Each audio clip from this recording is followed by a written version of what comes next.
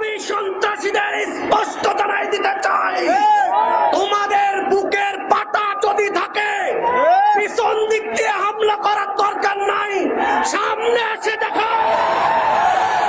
প্রশাসনকে স্পষ্ট বলতে চাই, তোমাদের বুলেট কত আছে আমরা দেখতে চাই। তোমরা বুলেট মারতে মারতে তোমাদের বুলেট খতম হয়ে যাবে, কিন্তু শায়েখে চরমনায়ের কর্মীদের কল্লা দেওয়া শেষ হবে না।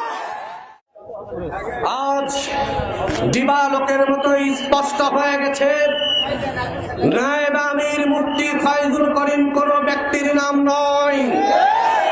মুফতি ফয়জুল করিম মানে বাংলাদেশ, বাংলাদেশ মানে মুফতি ফয়জুল করিম। মুফতি ফয়জুল করিম একটি বিপ্লবের নাম, মুফতি ফয়জুল করিম একটি ইতিহাসের নাম। আওয়ামী সন্ত্রাসীদের স্পষ্ট জানাই দিতে চাই, তোমাদের বুকের পাটা যদি থাকে পিছন দিক দিয়ে হামলা করার দরকার নাই, সামনে এসে দেখা। প্রশাসনকে স্পষ্ট বলতে চাই, তোমাদের বুলেট কত আছে আমরা দেখতে চাই।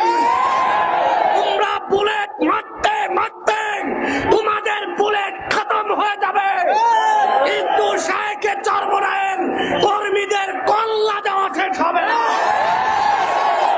পরিশেষে ইকবালের ভাষায় বলে দিতে চাই, ये बात आया है दुनिया पर कि हम फूल भी है तलवार भी है, शायख चरमनाई की खून की जर्रे जर्रे से तूफान उड़ा के दम लेंगे।